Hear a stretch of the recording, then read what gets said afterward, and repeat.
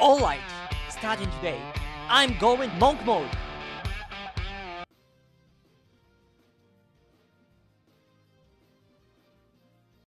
Yes, I slept.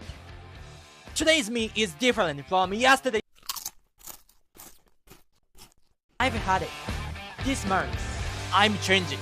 For real. This month, I will get serious. That this month. How many times now? I will be honest with you.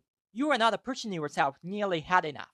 I know that's harsh, but I want to take away your escape route.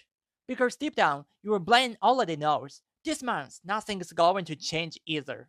Even when the month ends, the same days just keep going. Deep down, you know it. So you can't go all in, so somewhere you hold back. But don't get me wrong, it's not that your willpower is weak. It's not that you have no talent. You just never had a finish line. Since we were little, we've been made to run in a place with no finish line. School, work, nobody ever decides until when.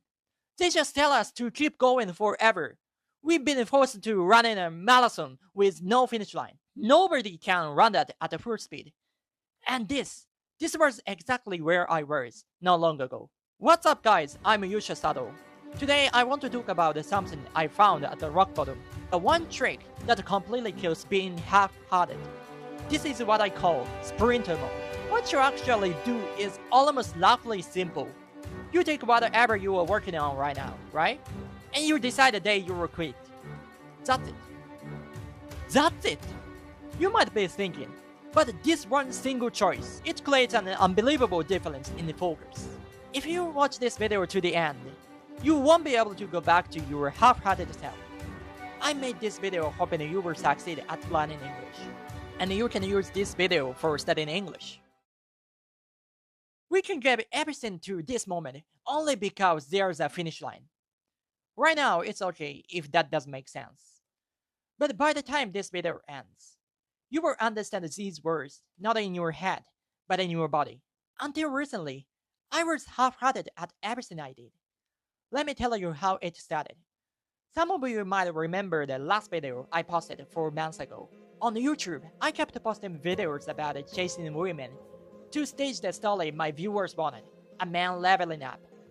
Honestly, I didn't want to do it, but they wanted it, so I had to.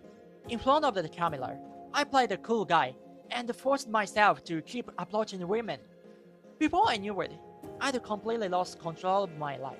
I didn't even know what I really felt anymore. And still, the numbers didn't grow. Nothing worked. So out of fear, I reached for other things. Side gigs, social media, sales. I took out insurance, so that if one failed, I would be fine. But taking out insurance means you are not betting everything on any of them. So everything stayed half done. So nothing produced the results. No results. So I reached for something new. And got betrayed again. 5 things, all 5 failing. That's 5 betrayals bound into you. Only the average of half-finished things kept piling up. Does any of this sound like you? The English textbook, the side hustle, the things you wanted to do. And they're all sitting there, half-finished. For a long time, that was me. And then one day, the staircase just snapped. The staircase I thought I'd been climbing, it had vanished halfway. Where to go? What to do? I had no idea. All I could do was lie, shivering in a cold room. From that bottom, I got into a sales job, one that had rejected me once before. Honestly, I had no real resolve. Slow enough out, something would hit. That was about it. There I met people I could respect. They were genuinely good people, and I kept improving. March 30%, April 60%, and then I hit an 89% conversion rate on May. On paper, the numbers were flawless, but one day, out of nowhere, I was cut. Even at 89%, I was cut. At first, I didn't get it. I'm producing these results. Why? Well, later, it hit me painfully. The problem wasn't the results. It was how I was showing up to the work. I was doing the same thing there too. Even these good people, what if they betray me one day? So I never gave them my whole heart. Scared of being betrayed, I took out insurance again. doing sales while running a YouTube at the same time. So I was doing the job halfway. The numbers were there, but half my heart wasn't, and they saw right through it. The moment the meeting ended, I was kicked out of the blue. My access to the file was taken, and all contact just cut off. Get out! Nobody said it, but my body understood. For 3 days, I was crushed, betrayed. That's what I saw. But something was different from when a scam took everything from me before. Back then, all I could do was scream at them. You ruined my life. How dare you? But this time, Allah pointed inward. How could I have shown up more fully? I thought and thought, and then I saw it. Why couldn't I show up fully? Because I couldn't see finish line. The sales job had no end. Next month, the month after, keep doing the same thing forever. That's a marathon with no finish line. With no finish line in sight, you let up somewhere. You can't bet everything. Finally, I understood why it had been so hard. With no finish line, I couldn't give it everything. And I thought, what if from the start I'd decided the exact date I'd quit this company? If I'd decided I'm betting everything here, but only for this stretch, I could have shown up to that job with my whole heart. And then I remembered the time I worked harder than ever in my life. The last 3 months I was studying in the Philippines. Back then, I had a clear ending, graduation. I could slow 10 hours a day at English, only because there was a finish line. The finish line was what made me go all out. I'd always thought it was opposite, that an ending would kill my motivation. I was wrong. It's the absence of finish line that steals our full power. So let me say it again. We can give everything to this moment only because there's a finish line. Remember the title. Create one finish line. Quitting isn't giving up. It's deciding for yourself when you will quit. The moment you set that finish line, for the first time, you can bet everything on right now. This is what completely kills being half-hearted. Sprinter mode. Let me walk you through how it works.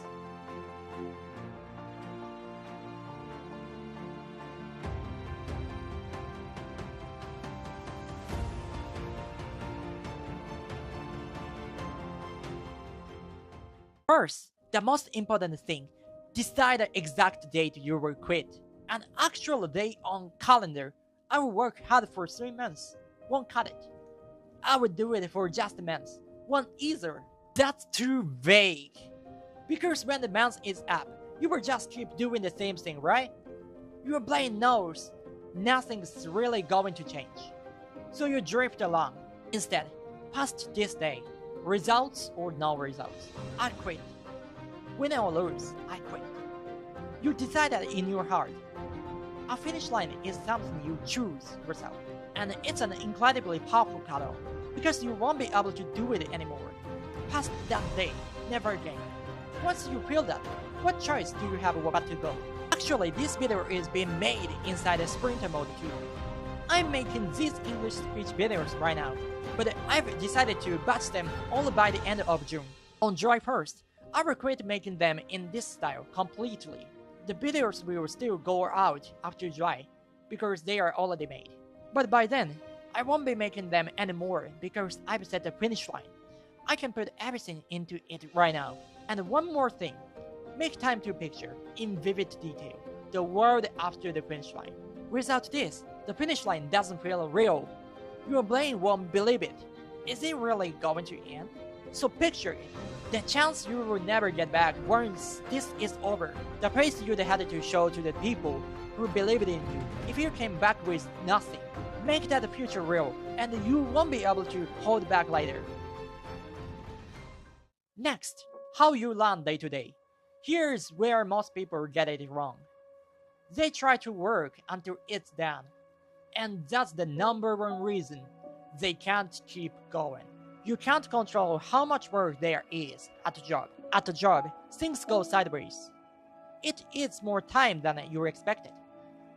The moment you choose until it's done, your days get ruled by outside circumstances. Instead, I go out until exact time. And then I stop, no matter what. Time. You can control yourself. It's fine if that task isn't end. Actually, not finishing is better. We stay fixated on what's unfinished. So when you cut it off midway, that leftover becomes fuel for the next day. Sitting back down gets so much easier. And pack your work into the hours when you are the sharpest. For most people, that's the morning. In the afternoon, energy drops. Go all out in your sharpest hours. The rest of the time, it's fine to take it easy. What matters here is dropping the guilt. Downtime isn't slacking. A break is a recovery action. Its whole point is to recover a tired brain. So don't touch your phone on the break. That doesn't recover your brain. Take a light walk. Think about nothing. Do something that doesn't use your head. And give yourself permission for a reward after you clash all missions. If you love games, games are fun. I have played badminton in the evening where I finished my all tasks while I was in the Philippines. Not what others think. Give yourself the one thing that makes you feel, if I get this, I can run at the full speed. When a stray thought pops up while you work, keep a notepad on your desk. Write it down right away and forget it. For the block of time, pour everything into the one thing in front of you. That's the splinter's promise. By now, you might be thinking, but what if I don't get the results? Listen, here's the most important thing. Don't trust the results in front of you. Sometimes things work, sometimes they don't. That's how unreliable short-term results are. And here's the brutal truth. Whether you will succeed, no matter how much evidence you gather, nobody can know. Nowhere in this world does absolute proof exist. So what do you trust? Your one action. Even with no results, for the time I spent, I controlled my life. And I saw it through. The one fact nobody can take from you. What you have raised might be invisible now, but it's definitely rooted inside you. There are two roads. Road 1, credit every high-end row of short-term results. Your effort all over the place. Route 2, ignore the results. Pour everything into the action you can control. Don't hesitate. It's 2, for those who stop at I'm not good when results don't come. Can I do it now and can I do it in the future have nothing to do with each other. So don't engage with short-term results. Glance at them, sure, but let them slide with, yeah, that happens. For that stretch, pick just one mentor. And for the stretch, trust that one person completely. This is scary. I couldn't trust anyone for the longest time. I took out insurance across a bunch of people, but I learned the hard way. That way, you accomplish nothing. Unless you narrow it to one and bet everything, real results never come. My mentor right now is a YouTuber named Hiroshi Uchida.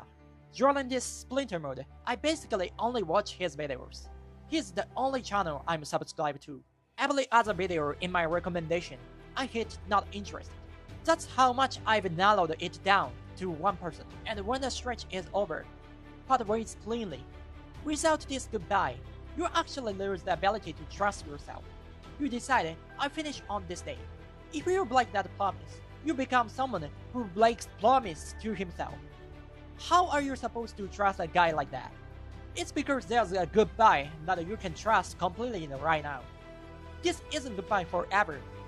You close it out properly. Thank you for everything.